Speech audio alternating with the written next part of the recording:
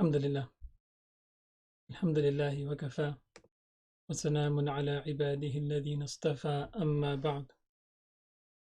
أعوذ بالله من الشيطان الرجيم. بسم الله الرحمن الرحيم. وما أمروا إلا ليعبدوا الله مخلصين له الدين. سبحان ربك رب العزة عما يصفون وسلام على المرسلين والحمد لله رب العالمين. اللهم صل على سيدنا محمد وعلى آل سيدنا محمد وبارك وسلم. اللهم صل على سيدنا محمد وعلى آل سيدنا محمد وبارك وسلم. اللهم صل على سيدنا محمد وعلى آل سيدنا محمد وبارك وسلم. Welcome back to day 18 of the Viral Spirituality Bites. MashaAllah, we're getting close to the last 10 days of Ramadan. This is the time to essentially roll up your sleeves and get ready for some real business, as they say. The Prophet ﷺ, it says, it comes in the hadith that he used to tighten his lower garment, right? The kind of proverbial rolling up your sleeves, right? That's one of the meanings that the ulama have taken. The other meaning is that he would not approach his wives during the last 10 days of Ramadan. Oftentimes he would be in i'tikaf, etc. And these are nights in which we need to stay awake, search for Laylatul Qadr, and make lots of dua, and try to fast the best that we can during the day. Many people enter Ramadan physically unprepared for the fast. They haven't fasted the whole year. So it takes them a while to get used to it, physically get used to being hungry. They may suffer a few headaches. They may suffer low energy, low sugar, etc. So by the time the last 10 days come around, almost everybody should be accustomed to fasting, at least physically, and hopefully spiritually as well. So this is a time when you took a while to get into gear. Now it's time to really go for it. It's time to exert ourselves. It's the time to go for the finish line. The last 10 days are the finish line, essentially. Right? We can say the first 20 days are kind of like the build up, and then the last 10 days we're sprinting towards the finish line. May Allah make it productive and good for us. For those of us that can, we should try to take some time off. For the sisters, it's highly encouraged that they try to perform i'tikaf, especially this year, since the men folk won't be able to perform i'tikaf in the masjid at least.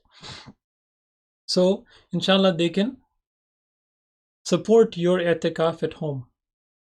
Besides, it's not like anyone's going anywhere, so it's like you're in i'tikaf. You might as well make the intention as well and get the reward. The Ummahatul Mu'mineen, when they first saw the Prophet ﷺ doing i'tikaf in the masjid, they had this desire of not being left behind. So they also set up their tents in the masjid, Allahu Akbar.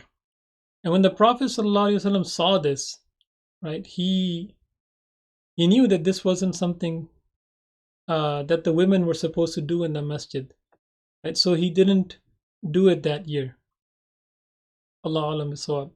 Right? And so, but it just shows that the Ummahatul Mu'mineen also had this desire to not be left behind, and they also wanted to excel in their good deeds. So we've been talking about sincerity, right? And hopefully you don't feel like it's beating a dead horse, because we've been doing it for a little while now. Sincerity is like the core. It's the core of spirituality. It's the core of all our deeds. And I can't emphasize it enough, right? And in fact, when we talked about ihsan and, this ilmul ihsan and tazkiyah, one of the things that we mentioned was the saying of the Shaykh that said, ibtida'uhu innamal a'malu binniyat, that the beginning of it, the initiation into spiritual purification, is this hadith, innamal a'malu binniyat, that deeds are judged based on their, or rewarded based on their intention. We also talked about how if you have a bad intention, it becomes a shirkul asghar, the minor shirk, right? Which is where you're doing deeds for other than Allah subhanahu wa ta'ala. And this is definitely something that Allah subhanahu wa ta'ala does not like. Allah subhanahu wa ta'ala has a lot of ghairah. Right? He doesn't tolerate having partners in anything, right? So if you're making partners with Allah subhanahu wa ta'ala in your deeds, na'udhu billah min dhalik, that you are performing deeds to please other people, or you're trying not to displease other people instead of seeking the pleasure of Allah subhanahu wa ta'ala, even pleasing yourself by looking for pleasurable activities or pleasurable experiences during your ibadah, that is essentially polluting your sincerity. And we mentioned that one of the things that causes pollution in one's sincerity is when people start praising you or criticizing you, or you start gaining some kind of position as a result of your good deeds. So today I wanted to talk about hiding good deeds, right, which is something that we should be doing. And I'm going to give, we kind of talked about this yesterday as well. I'm going to give some examples of the Salaf al-Salihin, the pious predecessors, hiding their good deeds. And then we're going to end, hopefully, if we get to it, the harms of being public, having a public life, exposing yourself to the public. Bismillah ar-Rahman ar-Rahim.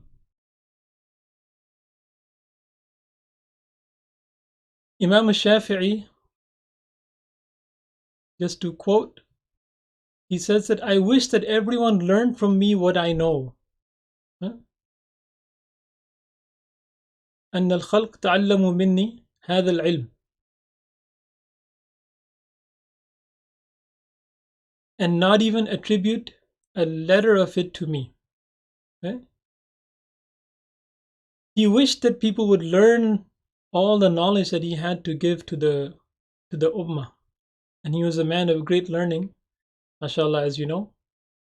He wished that everybody would learn the things that he had to teach them, but that no one would give him any credit.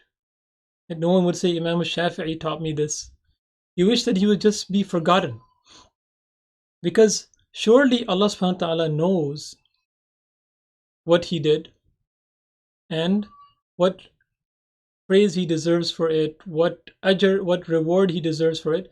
It doesn't matter if the people know or not who taught them or where this knowledge came from. That's sincerity.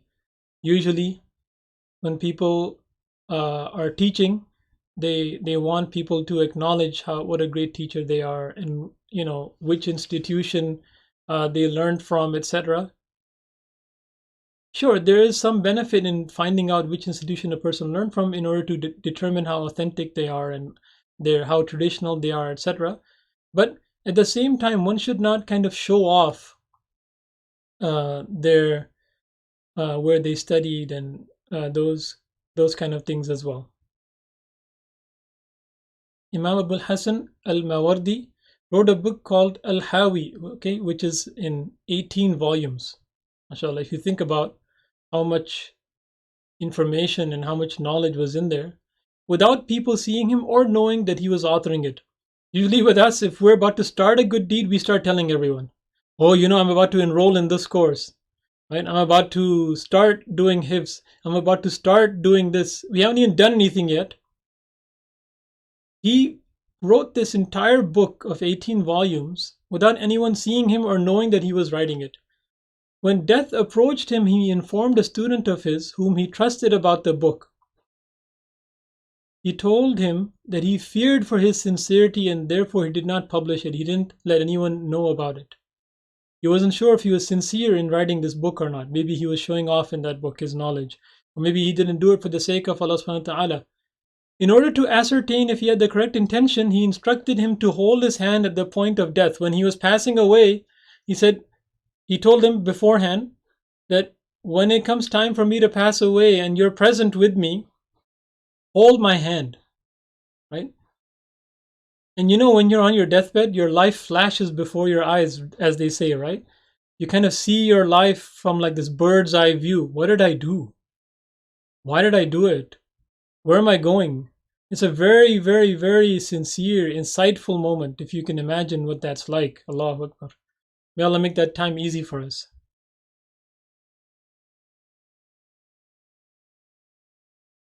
فأما إن كان من المقربين فروح وريحان وجنة نعيم. It all boils down to that one moment. Your entire life, whether you're going to go to Jannah or Jahannam forever, it all boils down to that one moment of death. Do you pass away with Iman?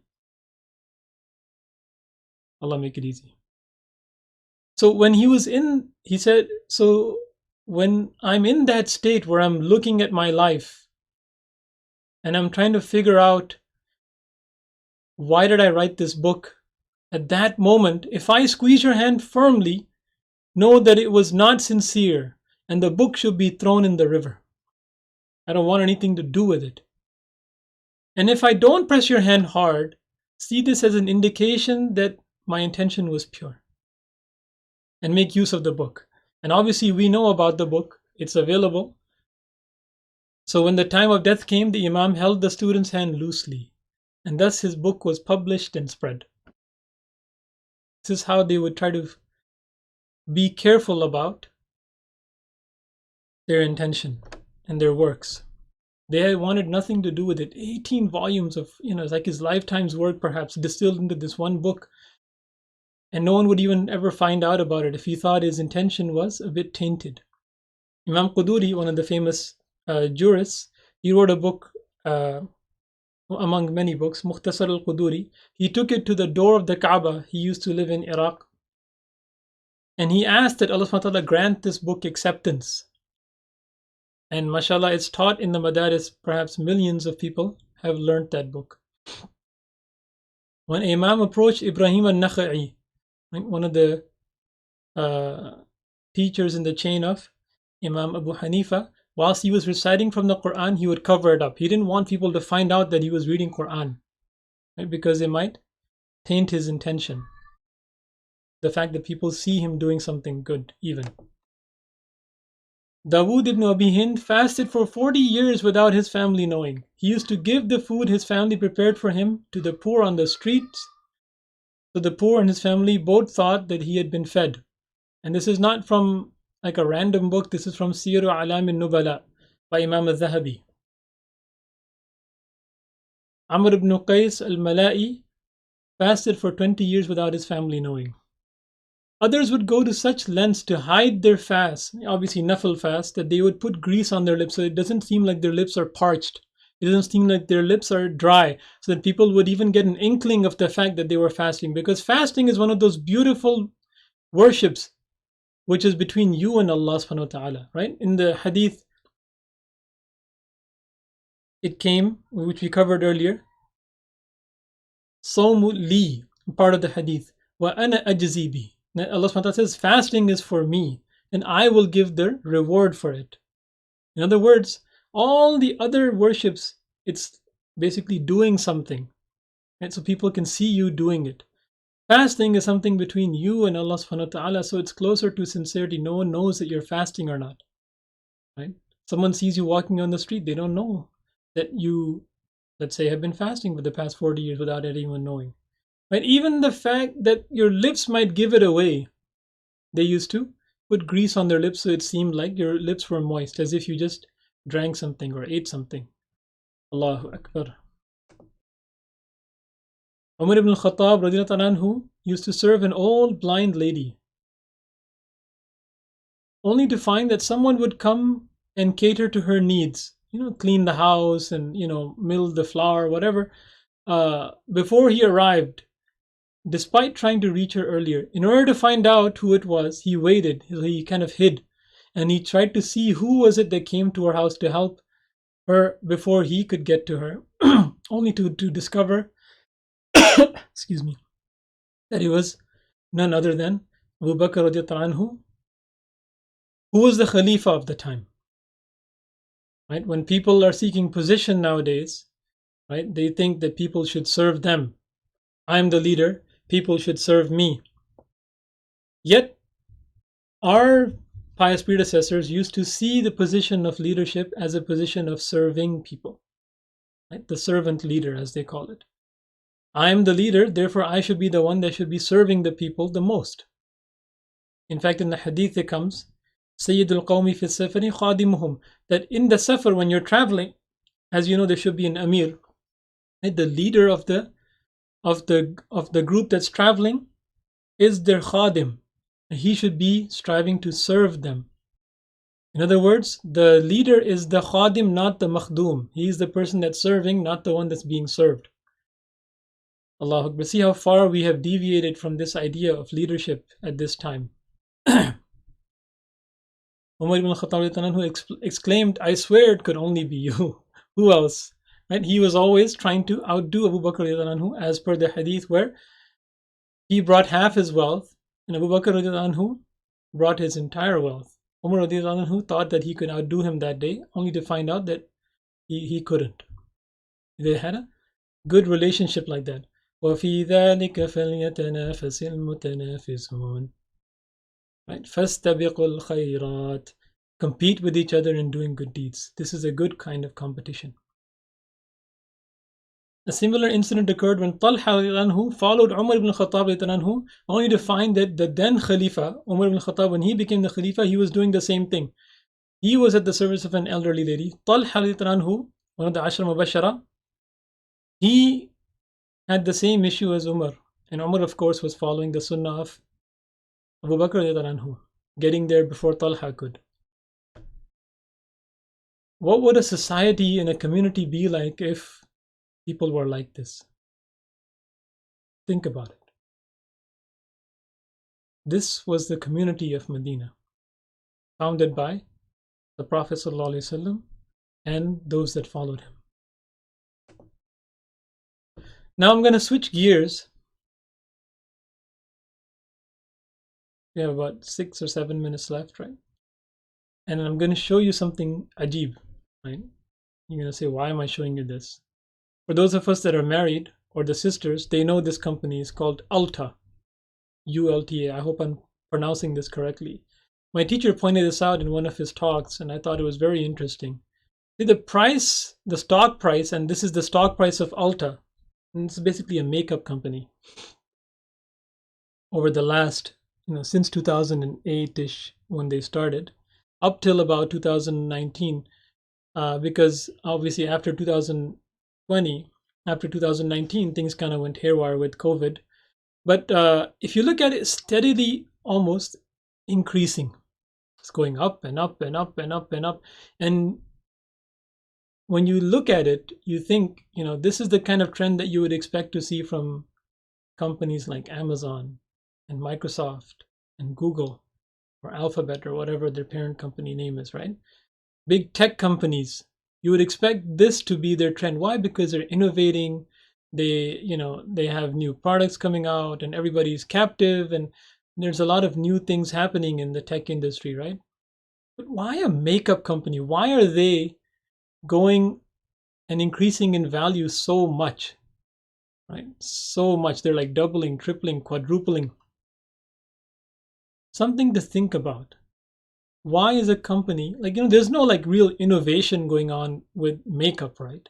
It's not like they're coming out with new types of makeup that make you look like a fairy or something like that, right? Why is their stock just going up and up and up?